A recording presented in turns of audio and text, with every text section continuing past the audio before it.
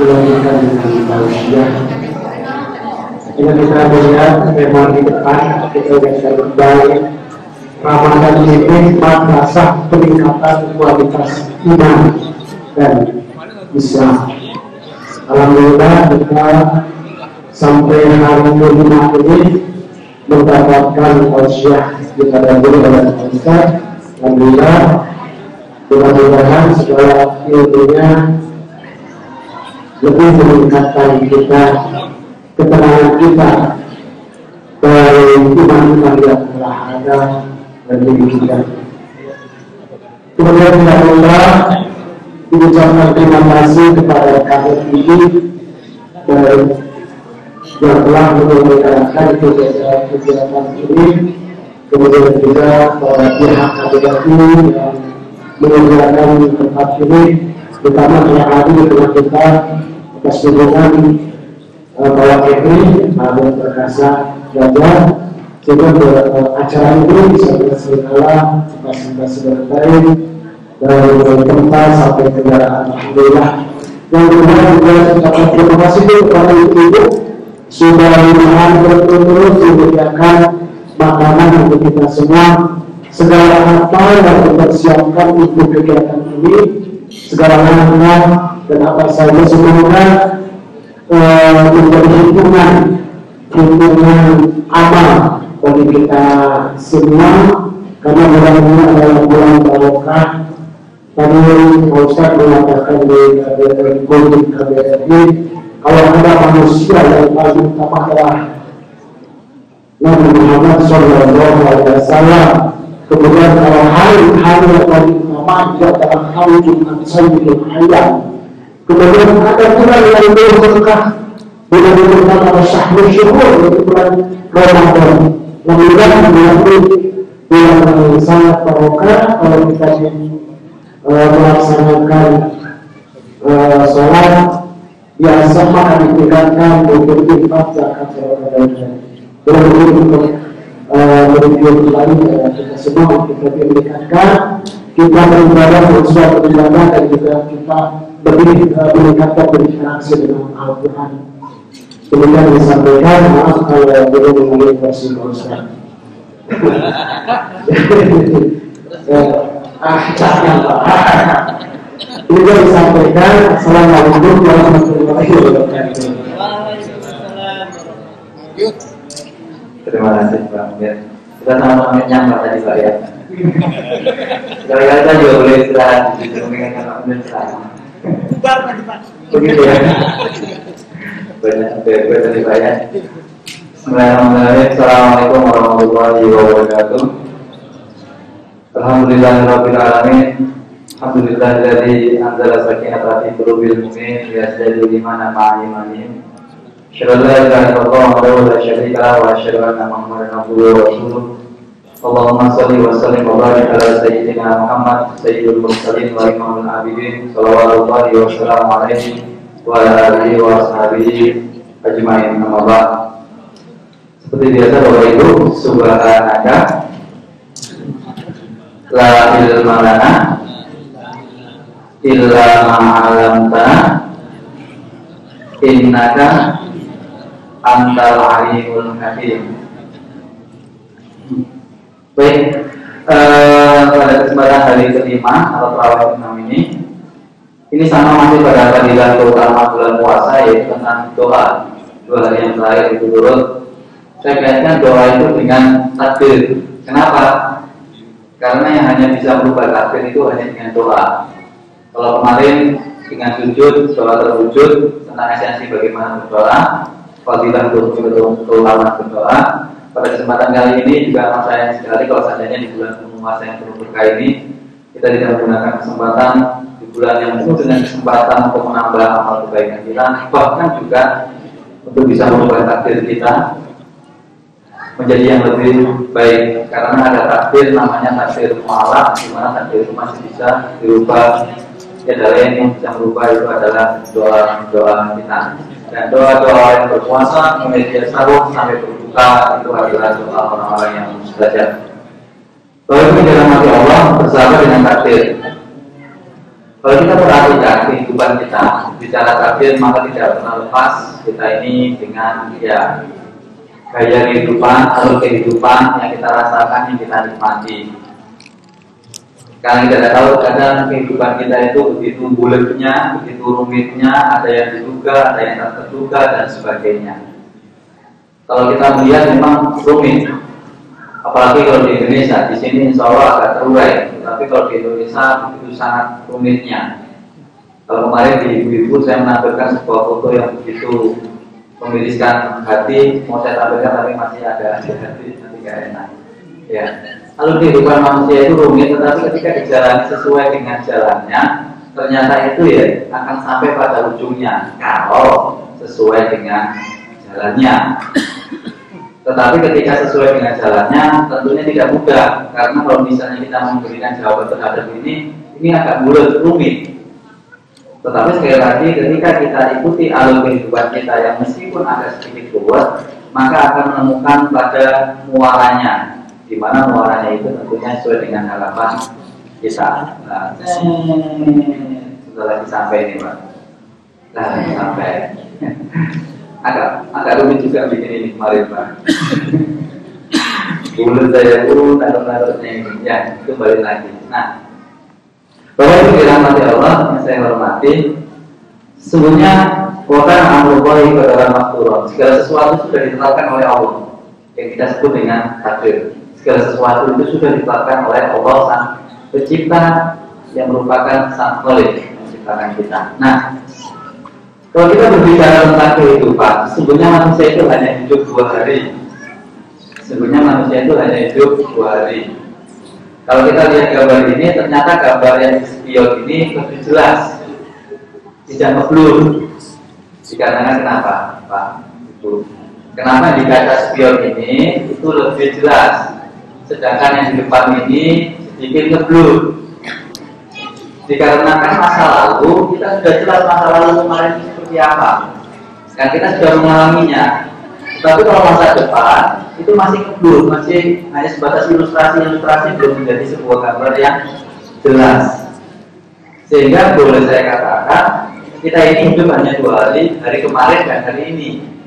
Hari esok, wallahu a'lam, bisa jadi umur kita panjang, bisa jadi juga terputus esok hari. Nah, ketika yang di belakang jelas, yang saat ini kita nikmati, maka sebenarnya manusia, kemarin saya tegaskan, manusia itu memiliki dimensi satu sosial, satu spiritual. Kemudian ketika dia memiliki kesempatannya hanya masa lalu, masa kini, dan masa depan.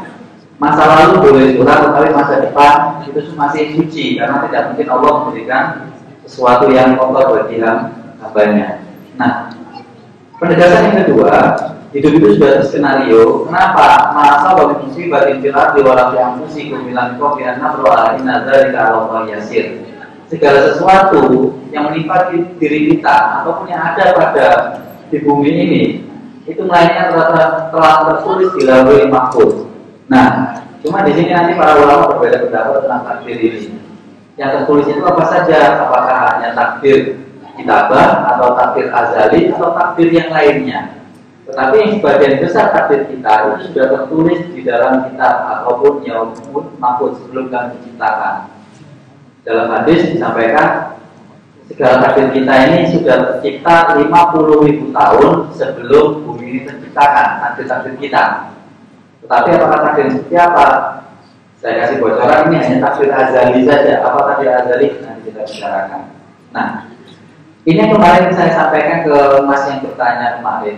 Ini paling penting. Kenapa? Dalam Islam itu kalau ingin memahami, uniknya Islam itu setiap ada sebuah definisi itu akan terbagi menjadi 2. Definisi secara lughawi, definisi secara bahasa ataupun secara etimologi, atau kemudian kedua definisi secara terminologi atau secara istilah. Tetapi yang paling penting itu adalah secara lughawi atau secara bahasa. As-shalah secara bahasa artinya doa. Itu esensinya yang paling penting. Secara istilah, segala sesuatu yang dimulai dari takbir sampai diakhiri dengan salam. Makanya kalau kita beda Pak, kalau diperhatikan di kalangan ya Muhammadiyah ataupun NU setelah sholat ada yang sedikit banter, ada yang tidak. Itu hanya pada wilayah definisi setelah sholatnya saja. Saya tidak bahas yang itu.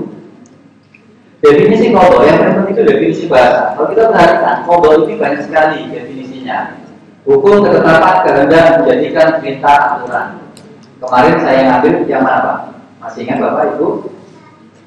Saya ngambil aturan.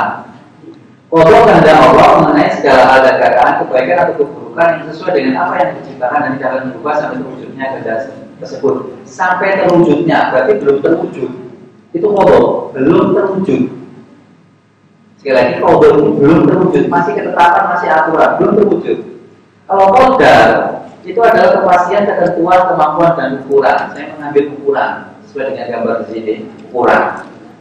Nah, kemarin sudah saya sampaikan, kalau kodok kehendak Allah, aturannya Allah, sedangkan kodar itu ukurannya manusia, jadi titik-titik di wilayahnya untuk penentuan sebuah takdir. Ya, satu aturan, dua ukuran. Aturannya Allah sama ukurannya kemampuan atau ukurannya usaha manusia. Nah, kodok dan kodar itu adalah perwujudan atau kenyataan ketetapan Allah terhadap semua makhluk dalam kadar dan bentuk tertentu sesuai dengan ibadahnya. Jadi kodok itu masih ketetapan, belum terwujud. Kodar itu sudah terwujud. Terwujudnya itu dari apa? Ya ikhtiar manusia itu sendiri, aturan dan ukuran manusia itu sendiri. Jadi kalau orang itu seperti ini ya kodar sudah terwujud. Ini tidur, ini shopping dan lain sebagainya. Ini adalah sebuah perwujudan. Jadi sungguhnya kalau kita memahami secara bahasa, ternyata antara kemampuan manusia dengan kehendak Allah itu matching sebenarnya. Nah, hubungan antara kodar dan kodar ini sama sebenarnya, aturan ketetapan Allah pada semua makhluknya dengan menciptakan, meniadakan, berubah keadaan makhluknya. Al-Qadar ukuran keterkaitan ilmu dan kehendak Allah yang terjauh terhadap semua makhluk sebelum dia menciptakan. Jadi keduanya memiliki ikatan, korelasi antara satu dengan yang lain. Nah, yang kedua adalah kemudian ketika kita sudah memahami definisi kodar dan kodar, tinggal bagaimana kemudian apakah ada takdir yang buruk. Nah, para ulama berbeda pendapat terhadap adanya takdir yang buruk. Kenapa? Di dalam hadis yang kemarin saya sampaikan, hadis Jibril yang terakhir kan mengimani kepada takdir khairihi atau syarrihi, beriman kepada qada yang baik dan yang buruk. Berarti ada baik dan buruk. Kalau kita kunut subuh, Allahumma hdina fiman hadait wa afina fiman afait wa tawallana fiman tawallait wa barik lana fima atait wa qina bi rahmatika syarra ma qadait. Wakina bilang Allah terlindung dari syarr makodoi, dari sesuatu yang jelek yang telah kau tetapkan. Nah, pertanyaannya adalah apakah benar ada takdir yang buruk yang ditetapkan oleh Allah? Jawabannya tidak. Sekali lagi, tidak. Sisi keburukan di sini itu adalah sekali lagi 50-nya manusia. Sisi keburukan di sini adalah opininya manusia itu sendiri. Misal, Bapak Ibu, ada orang kemudian kena kanker tulang yang sangat ganas, stadiumnya sudah stadium 10 kalau ada. Yang 4 itu sudah parah. Nah, kemudian dia diamputasi. Ketika diamputasi itu adalah perbuatan baik. Diamputasi karena dia kena kanker ganas. Dipotongnya itu adalah baik. Setelahnya itu tidak baik. Dia nggak punya kaki. Sekali lagi, ketika dia dipotong itu adalah baik. Kenapa? Karena sakit. Tetapi setelah kakinya hilang, itu tidak baik. Karena kakinya tinggal satu.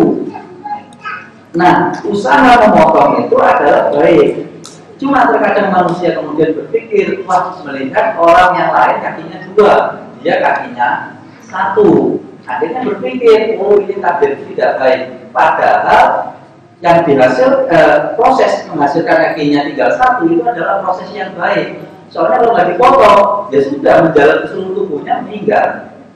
Sehingga kata wilayah buruk itu adalah wilayah opini dari manusia itu sendiri, mindsetnya.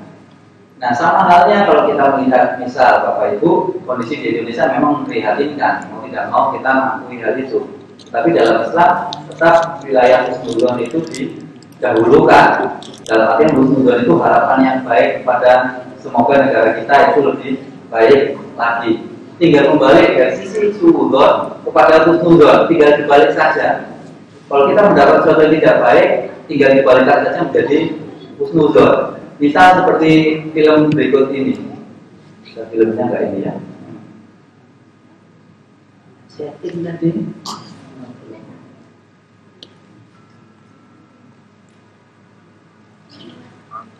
Aku peduli, tapi masa depan bangsaku itu bukan yang paling penting buat aku.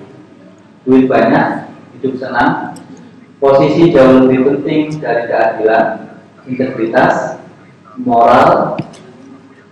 Aku yakin dan pasti ada harapan. Negaraku masih menjunjung moral yang tinggi, tapi itu nggak bakal bertahan. Nafsu lebih dinomorsatukan, tren menunjukkan anak cucu kita akan menuai keberobrokan kita. Aku nggak percaya Indonesia akan tetap jaya. Menang-menang ke depan aku melihat degradasi moral melanda anak muda. Kawin cerai apa salahnya? Korupsi sudah jadi budaya. Video mesum itu mah biasa. Nggak bisa dibilang lagi masih ada yang peduli akan bangsa ini. Sudah jelas banget generasi ini sudah hancur dan tidak ada harapan. Sungguh sedih dan konyol kalau kita pikir kita bisa menjadikan dunia ini lebih baik.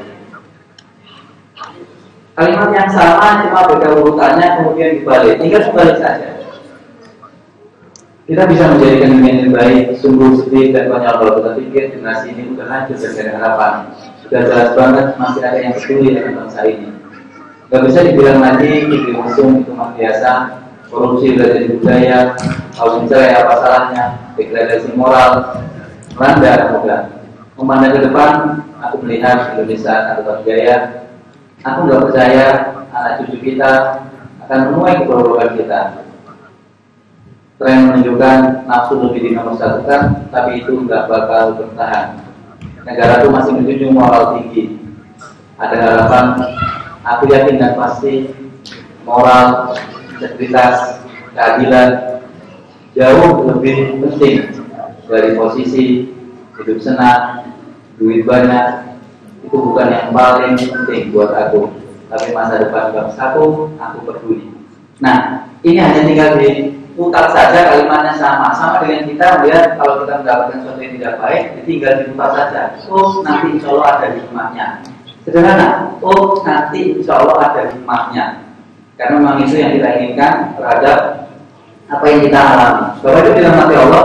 Kategori yang kedua, kategori tentang takdir itu adalah satu qadariyah, dua jabariyah. Yang dua-duanya ini sesat. Kalau qadariyah beranggapan semua atas dasar manusia. Jadi minum, makan itu semua atas dasar keinginan manusia. Tapi kalau jabariyah, apapun yang kita lakukan atas dasar kehendak Allah, takdirnya Allah. Sampai kita melakukan kemaksiatan yang telah saya sampaikan, itu adalah takdirnya Allah. Dua-duanya ini tidak sesuai dengan kaidah Ahlussunnah wal Jamaah. Kenapa? Karena dalam surat Tauhid 28:29 dikatakan, "Liman syaa'a yastaqimu", barang siapa di antara kamu yang mau menempuh jalan yang lurus, berarti mau kita. Berarti ini menolak ini. Kita memiliki kemampuan untuk menunjukkan apa yang kita inginkan, dan kamu tidak dapat menghendaki menempuh jalan itu kecuali apa yang dikehendaki Allah.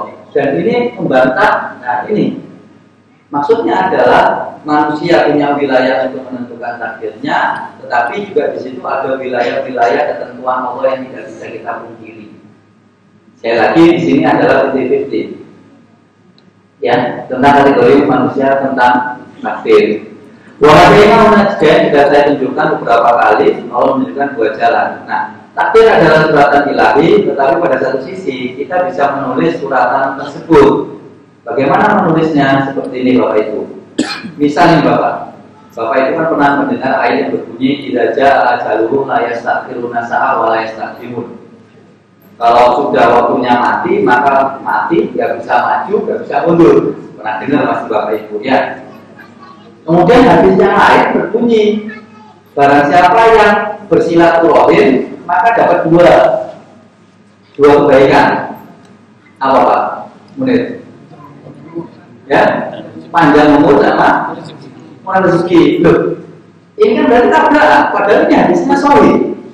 Hadis sahih dengan ayat yang mutawatir itu nggak mungkin tabrakan. Ayat yang pertama mengatakan bahwasanya kalau sudah waktunya mati, mati. Nggak bisa dimajukan, nggak bisa dimundurkan. Nah ini kok dengan silaturahim, kok masih bisa ditambah kehidupan itu takdirnya. Berarti kan ada kesan itu bertentangan, tabrakan. Nah, bagaimana kemudian menjelaskan hal ini? Saya mengutip perkataan Imam Ghazali dalam kitabnya Ihya Ulumuddin dalam bab tentang qadar. Beliau memberikan sebuah penjelasan yang luar biasa, tidak menjatuhkan satu ayat, tidak menjatuhkan hadis yang lain. Ternyata kehidupan kita, takdir kita itu bersifat opsional, pilihan. Bersifat opsional, pilihan. Jadi saya ditentukan meninggal itu pada umur 40. Opsi pertama. Yang kedua, saya akan meninggal pada usia 70. Berarti beda 30 tahun. Opsi kedua, dengan catatan kalau saya silaturahim, saya pada wilayah ini 70. Tapi kalau saya tidak silaturahim, maka saya pada wilayah nomor 1. 40 tahun saya akan meninggal. Kenapa? Karena beliau mengutip kata-kata Umar bin Khattab ketika suatu saat, Imam Ghazali ini mengutip perkataan Umar bin Khattab ketika suatu saat 10 hari sebelum hari H, Umar bin Khattab itu sudah memberitahukan ajudannya akan melakukan sebuah inspeksi ke suatu daerah sebut saja A. Kemudian pada hari H-nya itu sebuah sebelumnya. Pada hari H-nya ternyata di tempat itu banyak wabah. Akhirnya langsung diganti sama Umar. Kenapa wabah ini menular? Umar tidak mau terjangkit. Akhirnya Umar memindah kepada tempat B. Si ajudan tanya, wahai Umar, kenapa kau menyalahi takdirnya Allah? Dari dulu sudah kau siapkan, kau akan inspeksi ke tempat ini. Kenapa kau ke tempat B? Katanya Umar, iya, aku memang lari menjauh dari takdir Allah, tapi aku juga menuju ke takdir Allah yang lain. Jadi usaha manusia itu ternyata juga takdir dari Allah menurut perkataan Umar bin Khattab. Sehingga apa? Pada wilayah hadis yang berbunyi Mayuridillahu ayyub satolahu firizki wa ayyub salahu di atarihi faliyasir rahimahu. Barang siapa yang ingin umurnya berkah panjang, atau barang siapa yang ingin kemudian rezekinya melimpah, silakan silaturahim. Itu yang pilihan pertama. Ada juga Imam Ghazali kemudian memberikan catatan yang lain. Ada dua beliau di dalam kitab yang kemudian dikatakan umur berkah di sini itu tidak panjang, tetapi namanya yang terkenal. Jadi ada 4 kategori manusia. 1 manusia yang al-hayat fil hayat, 2 al-hayat fil maut, 3 al-maut fil maut, 4 al-maut fil hayat. Bingung.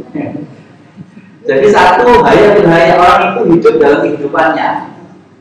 Ya seperti biasa orang itu hidup dengan produktivitas yang biasa. Yang kedua al-hayat fil maut, yaitu hidup dalam kematiannya. Siapa pahlawan-pahlawan itu yang banyak foto-fotonya? Al-hayat fil maut, mereka hidup dalam kematiannya. Ada mereka yang al-maut fil maut, mereka itu mati ya dalam kematiannya, yang sudah mati, yang ingat mati. Tetapi juga ada yang namanya al-maut fil hayat, yaitu mati dalam kehidupannya. Maksudnya ya orang yang tidak produktif sama sekali. Nah, untuk yang kedua ini Imam Ghazali mengambil jalan yang tengah-tengah. Itu adalah yang dimaksud dengan ilmu umur yang berkah atau umur yang panjang di silaturahim itu adalah mereka ketika meninggal itu selalu dikenang namanya. Nah, Bapak Ibu dirahmati Allah, sekali lagi kita masih bisa menuliskan takdir kita masing-masing. 2 usaha manusia menentukan takdirnya, saya tidak panjang lebar, Bapak Ibu semua sudah tahu semuanya. 1 itu ya, 2 itu tawakal dengan akal. Kenapa saya menyebut tawakal dengan akal? Karena kata-kata definisi tawakal di sini biasanya dipahami itu adalah ketika orang sudah berusaha kemudian tinggal tawakal. Tawakal bersifat apatis, tawakal bersifat stagnan, tawakal bersifat jumud. Tidak. Tawakal itu menurut Ibnu Qayyim al-Jauzi mengatakan bahwasanya tawakal itu adalah amal pakai hamzah dengan amal pakai ain. amal pakai hamzah itu artinya harapan. Sedangkan amal pakai ain itu adalah usaha. Jadi tawakal itu adalah tetap berharap setelah usaha itu dilakukan, kemudian ada lagi usaha yang dilakukan. Apa? Ya lebih tangan ini. Jadi setelah usaha itu mungkin langsung tawakal itu berpasrah diri, tinggal duduk dan sebagainya, tidak. Tetapi ada usaha, harapan tetap ada harapan, dan kemudian ada usaha yaitu berdoa. Baiklah, dan tawakal ala Allah. Ketahuilah bahwa setiap pikiran memiliki pengaruh terhadap orang lain. Ada video, silakan diambil hikmahnya, diambil hikmahnya. Ini tentang domino.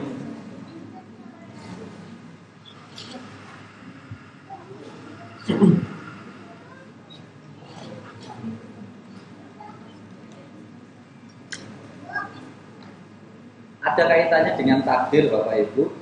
Apa hikmah? Kalau kita mau perhatikan ternyata semuanya itu ada hikmahnya, apapun yang kita lihat.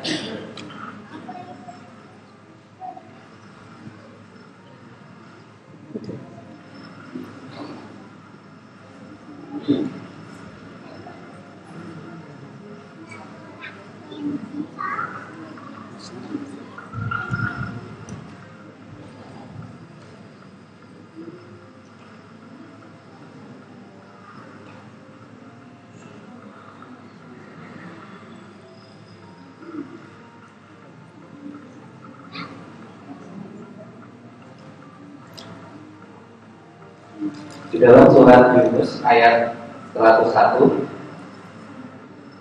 Allah sudah menjelaskan kulin dulu madza fis samawati wal ardi wa ma tughil ayat wa nuzul an qaumin la yu'minun. Perhatikanlah apapun yang ada di langit dan di bumi, semuanya itu akan bermanfaat asal kamu meyakini. Ini salah satu yang ada di langit dan di bumi. Ternyata sungguh memiliki nilai-nilai ibrah pelajaran. Kalau kita mau memperhatikan dan mau memikirkan.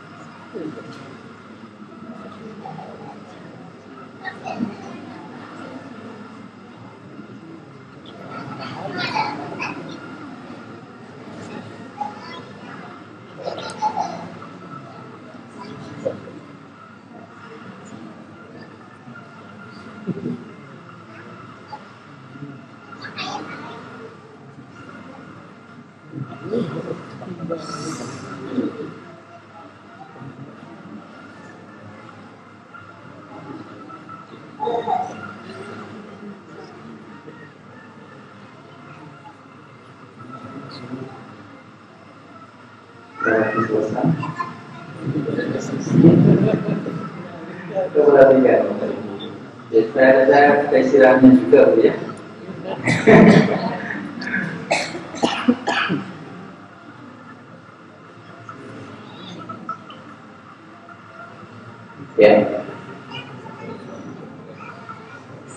Kira-kira apa pelajaran yang kita dapatkan dari ini Bu kaitannya dengan takdir, Mas, Bapak, Ibu yang saya hormati? Terus apa yang kita dapatkan dari pelajaran ini? Satu, adanya kaitan satu dengan yang lain dalam kehidupan. Misal, kita sudah melakukan keburukan masa lalu, kemudian kita tidak kemudian merasa terbebas. Suatu saat kemudian kita mendapatkan sesuatu yang tidak baik, padahal hari itu kita melakukan yang baik-baik, tapi kemudian mendapatkan cobaan dari Allah. Itu salah satunya juga karena kemaksiatan kita jauh-jauh dulu yang memang kemudian tidak dibalas Allah saat itu juga. Jadi ada keterkaitan kayak seperti yang tadi. Tetapi yang paling penting adalah itu juga sesuatu yang kecil bisa memberikan imbas yang besar. Hanya dengan kelereng yang kecil ternyata imbasnya itu besar. Jangan anggap remeh dosa yang kecil, jangan anggap remeh kemaksiatan yang kecil. Dengan kemaksiatan yang kecil itu biasa jadi segala sesuatu yang kita harapkan begitu besarnya itu hilang. Karena kalau menurut prinsip saya sebenarnya saya mengikuti ilmu Taimiyah, tidak ada dosa yang kecil, semuanya dosa yang besar. Kenapa? Karena yang kita lakukan kemaksiatan itu pada objek yang besar. Jadi ibaratnya itu anak remaja itu meso sama temannya. Meso itu berucap kotor kalau bahasa Surabaya. Meso sama temannya biasa. Tapi kalau anak Surabaya itu meso sama presiden atau presiden bisui misalnya gitu, itu akan menjadi besar. Kenapa? Karena objeknya tadi dengan kata-kata kotor. Sama halnya kita tentunya dia bermaksiatnya kepada Allah. Tetapi yang paling penting Bapak Ibu, nomor 3 dari ini itu adalah setelah saya pikir itu tadi kan kira-kira punya tadi 4 menit Pak, 4 menit lebih 20 detik sekian. Natanya itu berapa lama? Ada videonya ketika dia nata itu jatuh, ulang lagi dari awal, yang tinggi-tinggi tadi itu. Ada videonya, mau saya setel Pak. Jangan. Ada. Kira-kira natanya itu berapa lama? Berapa lama? Kira-kira seminggu. Seminggu natanya. Ya, sebut saja paling lama seminggu. Seminggu nata, 4 menit hancur. Tetapi apa yang terjadi? Ketika manusia menata kehidupan yang begitu lamanya, begitu sempurnanya, kemudian hancur. Pertanyaan saya, orang ini itu nangis apa tertawa ketika yang dia susun itu hancur? Tertawa Pak, tambah senang. Bahkan dijadikan, dipromosikan. Kalau mau nanti aku buatkan seperti itu, ini nanti bisa berduit. Maksudnya apa? Ketika yang kita planningkan itu kemudian hancur, ya, yang kita planningkan, yang kita susun dan sebagainya, kemudian hasilnya tidak sesuai dengan harapan, bahkan itu rusak. Ya minimal seperti inilah. Kemudian kita tersenyum, tertawa, tidak kemudian meratap dan sebagainya. Kenapa? Sekali lagi, di balik itu pasti akan ada hikmahnya. Saat sukses muncul kesombongan dirinya biasanya kalangan-kalangan tertentu itu kalau masa sukses ya jadi masa diri sendiri. Kalau bahasanya Anwar yang saya masih ingat itu, orang Indonesia itu kenapa tak maju-maju?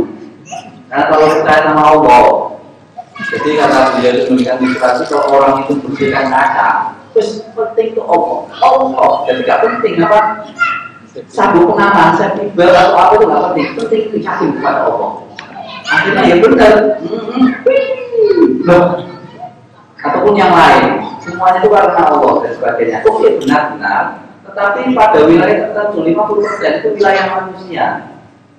Keyakinan itu ya, tapi 50% itu adalah wilayah manusia. Tapi manusia terkadang kalau sudah tidak ingat, kemudian muncul kesombongan. Padahal kesombongan ini Pak bahaya. Kalau pernah survei ke neraka, saya pernah survei di neraka itu ternyata di neraka paling bawah, neraka jahanam itu ada penjara. Namanya itu Bulas. Bulas nomor. Nama penjaranya itu Bulas. Kalau di Surabaya itu Medaeng. Ini namanya Bulas. Jadi yusyarul mutakabbiruna yaumal qiyamati bi amsalil zalim. Nanti orang-orang sombong itu akan dikumpulkan hari kiamat seperti semut. Berarti banyak. Bi amsalil rijal, tetapi visual rijal, tapi bentuknya manusia. Tetapi karena semut banyak, berarti orang nanti. Kemudian yusyakuna fi nari jahannam, kemudian yusyakuna fi sijni nari jahannam, kemudian dia dimasukkan ke jahannam, sijin, penjara, yusama Bulas. Penjara itu khusus untuk orang yang sombong itu adalah Bulas namanya. Kalau di Indonesia yang paling menakutkan Ustaz Abangan. Nah, itu Bulas. Yang menakutkan di neraka yang sudah menakutkan, jahannamnya lebih menakutkan, penjara lagi. itu sudah kelipatan 3 itu pada 3 itu ketakutan orang itu kalau masuk penjara. Kemudian diteruskan nanti di minuman di situ di akhir hadis itu nanti itu akan ausoratu min ahli nari inatul khobar, dia akan mendapatkan minumannya penghuni penjara itu namanya inatul khobar, itu adalah seperti lumpur kemudian bercampur dengan api yang diberikan, tetesan api-api itu, kemudian itu menjadi minumannya orang-orang yang ada di sana. Ya, alhamdulillah menjadi kesembuhan. Terakhir Bapak Ibu yang dirahmati Allah, sebelum slide akhir ini, usaha manusia berkorelasi dengan takdir Allah. Ibaratnya kalau manusia berusaha untuk memahami pada tujuannya, takdirnya Allah itu adalah angin. Itu kalau ilustrasinya saya gambar ini. Manusia juga berusaha lepaskan pada targetnya. Ketika ini dilepas, mungkin ada angin. Nah, angin itu adalah takdirnya Allah. Gimana? Karena angin tanpa kita duga. Contohnya iklan berikut ini, Bapak Ibu sudah tahu kan?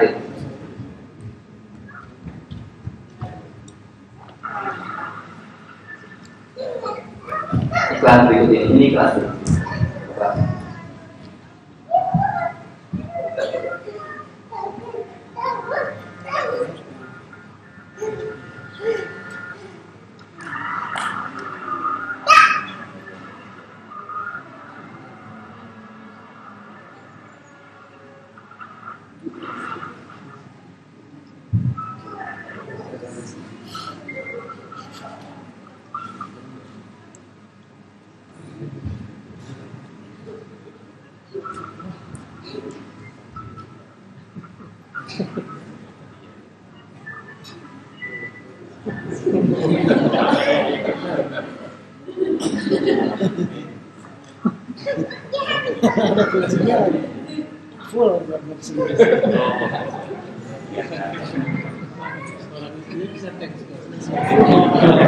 Ini iklannya, saya juga bilang iklan.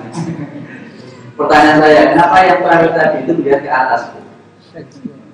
Jadi dia mengucapkan kalau dilihat dari tulisannya teks juga. Kenapa? Karena sesuatu yang di luar logika manusia, di tempat begitu sepinya dan sebagainya, muncul mobil dengan kuncinya yang ada di situ. Itu di luar logika manusia.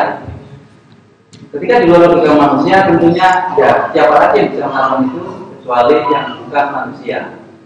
Jadi Bapak Ibu yang dirahmati Allah, dalam berbicara hadis tentunya nggak akan bisa lepas dari bicara kehendak Allah. Kehendak Allah itu tentunya akan baik, dan tentunya ketika kita tidak mengetahui takdir kita di depan, ya adalah yang bisa kita lakukan adalah ikhtiar, tawakal, dan satu berhusnudzon terhadap apapun yang akan kita alami. Karena tidak mungkin Allah memberikan hal-hal yang tidak baik pada hambanya selagi hambanya itu memang berbuat baik. Sementara saya cukupkan sekian. Terima kasih. Mohon maaf. Assalamualaikum warahmatullahi wabarakatuh.